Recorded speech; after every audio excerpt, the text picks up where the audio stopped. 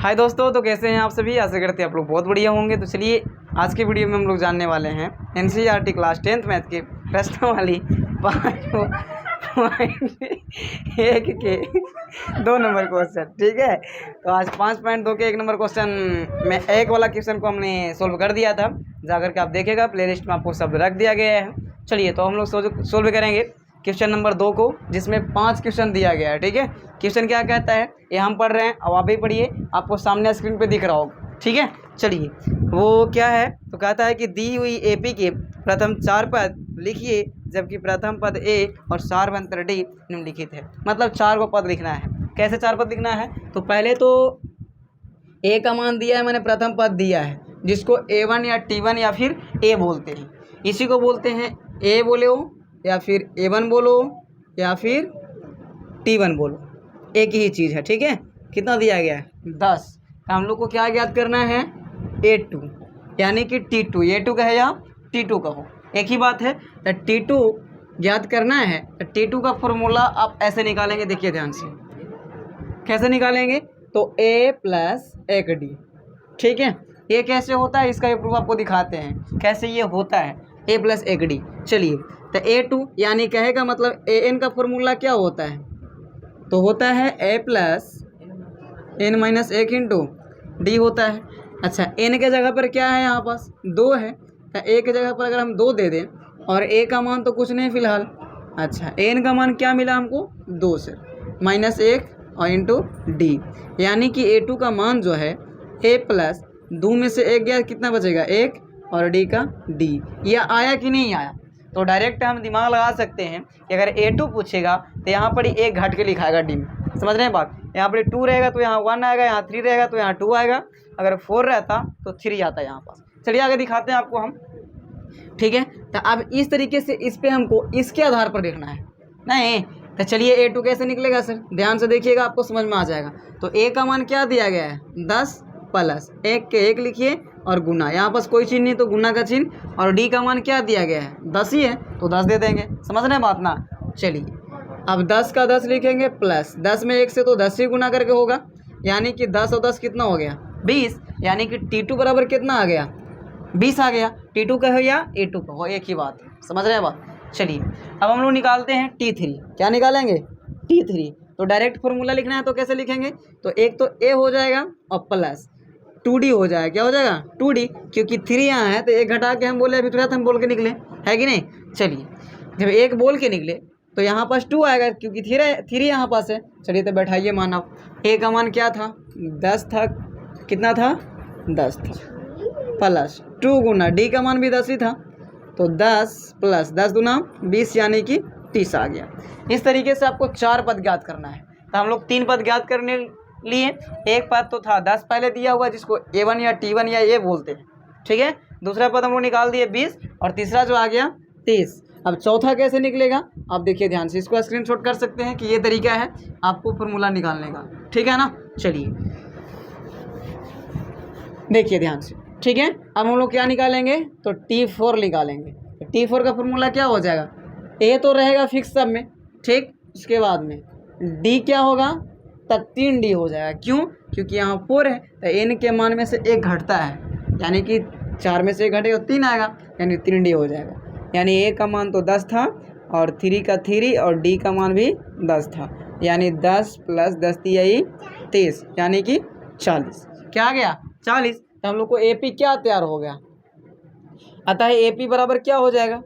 ठीक है, AP बराबर देखिए, पहला जो था से 10 था, ठीक है, दूसरा क्या आया हमारे पास, तो 20 आ गया, तीसरा क्या आया 30 आया, चौथा क्या आया 40 आया, डॉट डॉट आगे 50 60 70 आते रहेगा। ठीक है, बातें समझ में आई। इस तरीके से आपको निकालना है 4 पद, पहला दूसरा तीसरा चौथा। समझ गए बात। चलिए अब हम लोग दूसरा को शुरू करते हैं। इसमें दिया गया है क्या, A बराबर -2 और D बराबर 0। A क्या है आपको बता दिए, हम D की चर्चा नहीं किए, लेकिन D की चर्चा इसमें कर देते हैं। D जो है पदांतर, जिसको सार्व अंतर भी कहते हैं, जो शब्द में अंतर मिले सब जगह, वही को बोलते हैं सार्वंतर या D। क्या बोलते हैं D आई। तो A का मान कितना है -2, यानी कि A1 का मान प्रथम पद हम लोग को A1 भी मिला -2। समझ गए बात, A1 भी क्या हो जाएगा -2 होगा। चलिए A2 बराबर निकालेंगे, फॉर्मूला आपको सामने दिख रहा है। A2 का फॉर्मूला क्या लिखे हैं, तो ए प्लस एक डी, ए प्लस एक डी है कि नहीं। चलिए तो ए का मान कितना है सर, तो -2 है, प्लस एक गुना डी का मान कितना था, 0 था, यानी कि -2 का -2 और 0 में 1 से करेंगे गुना तो +0, यानी कि आपके पास आएगा -2, यानी कि कितना A2 या T2, A2 या T2 का मान क्या आ गया, तो -2 आ गया। समझे बात, ठीक है। चलिए उसके बाद में T3 निकालेंगे, तो T3 क्या होगा, तो फॉर्मूला लिखिए A + 2D, एक घटा करके, है नहीं।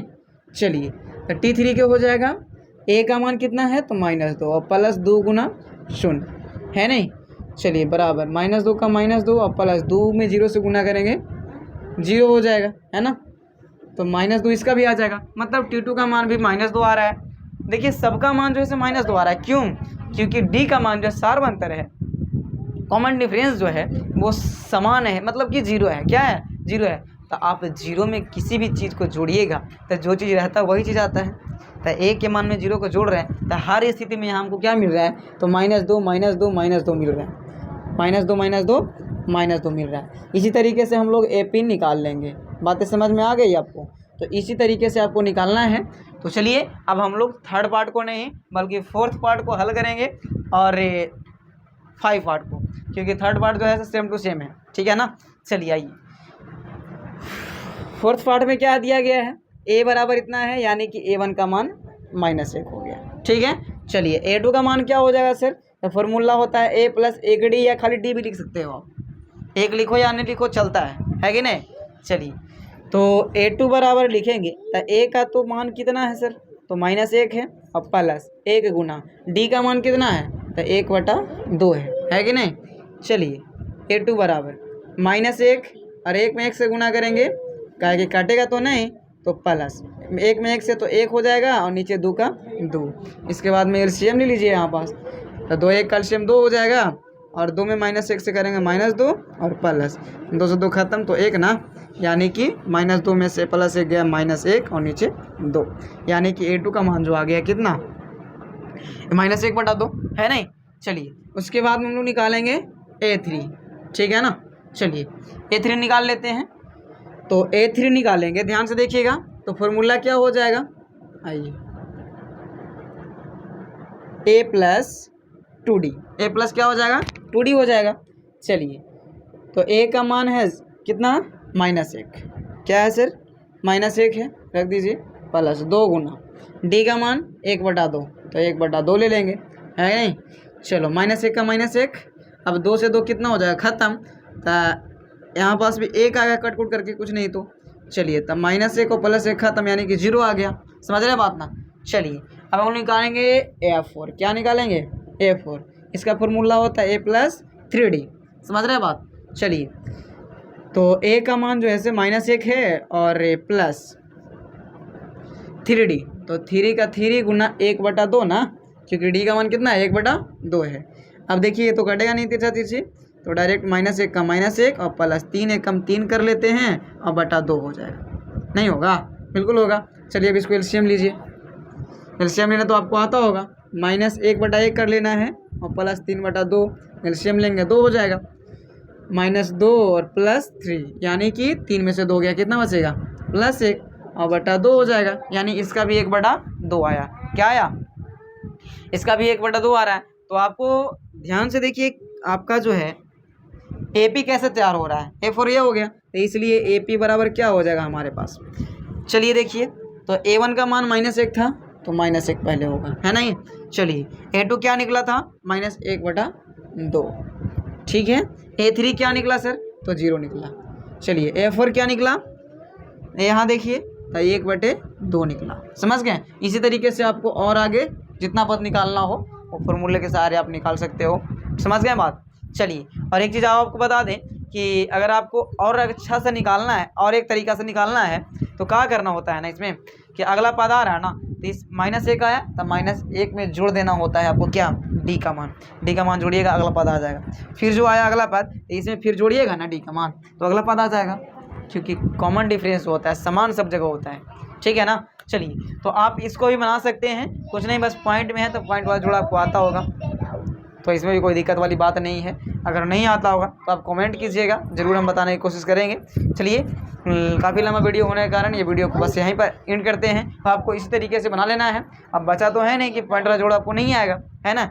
चलिए, तो ऐसे करेंगे, ये वीडियो आपको बहुत बढ़िया लगा होगा तो मेरे चैनल को सब्सक्राइब कीजिएगा, लाइक कीजिएगा और शेयर कीजिए।